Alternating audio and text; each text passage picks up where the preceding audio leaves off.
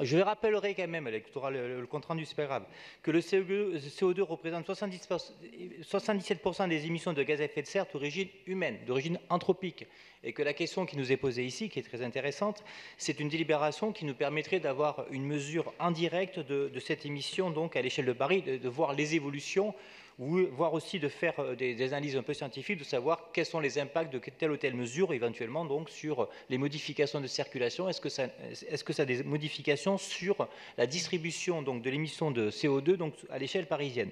C'est pour ça que c'est très très intéressant. Et puis n'oublions pas aussi que les villes représentent 70% des émissions de gaz à effet de serre.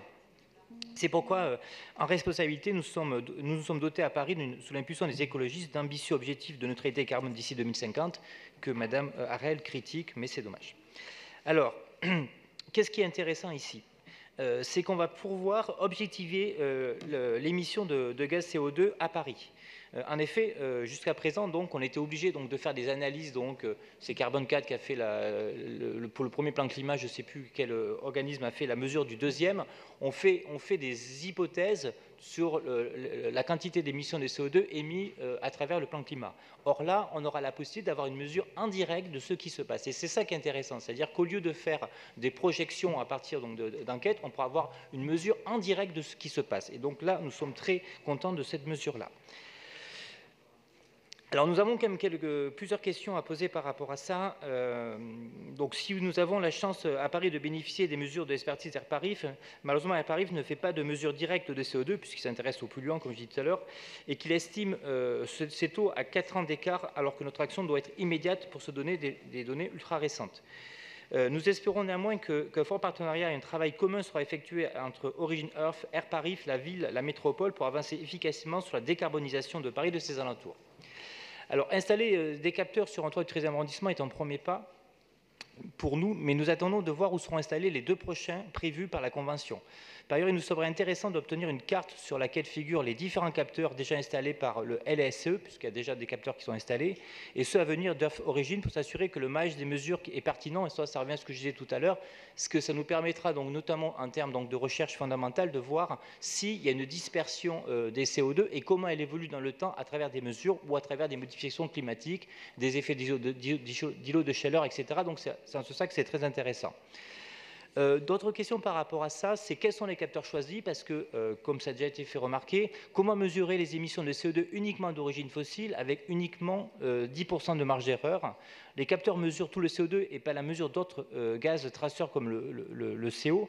Il est possible de distinguer aussi les émissions fossiles ajoutées à une modélisation des émissions biogéniques nocturnes par la photosynthèse, de la part de la végétalisation. Voilà toutes ces questions-là donc, mériteraient de savoir donc, comment on arrive à voir quel type de CO2 donc, est mesuré par ces capteurs. Autre question, est-ce que le comité de pilotage qui est prévu donc, sera ouvert au Conseil de Paris? Une dernière question aussi sur l'indépendance économique et financière donc, de la start-up avec laquelle on va travailler, Origin Earth, qui est issue donc d'un incubateur de Suez. Et nous savons que cette donnée donc, est une donnée qui risque d'être très importante d'un point de vue monétaire et monnayable. Donc voilà, donc de s'assurer quand même qu'il y ait une vraie aide à la recherche fondamentale et que donc les données, donc d'ailleurs les données soient en open data, qu'il n'y ait pas donc de privatisation de ces données. Donc est-ce qu'on pourra avoir des assurances sur la manière dont ces données vont être distribuées gratuitement donc à la collectivité, donc s'assurer qu'elles soient en open source. Donc voilà, donc c'est un élément très important sur ces questions du data open de ces données-là.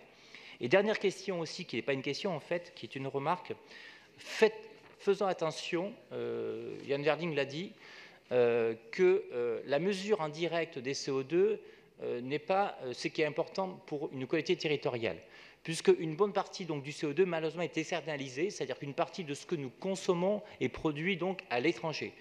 Et donc si on n'a pas ce travail qui est fait donc, par Carbone 4 notamment donc, de réincorporer tout le CO2 produit à l'étranger dans les biens que nous consommons, nous irons dans une situation assez paradoxale, c'est-à-dire qu'on pourra réduire le CO2 émis à Paris, mais en fait, donc, on aura externalisé ce CO2, et c'est que d'un point de vue, donc, à l'échelle planétaire, donc, le bilan sera négatif. Et c'est ça la réalité aujourd'hui, c'est que le CO2 continue à augmenter parce qu'il y a une partie d'externalisation.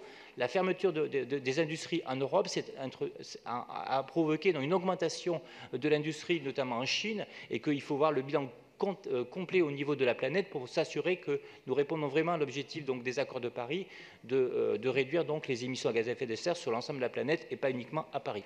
Merci de votre attention. Merci beaucoup. Monsieur Didier Guillot n'est pas là. Monsieur Julien Bargeton non plus. Madame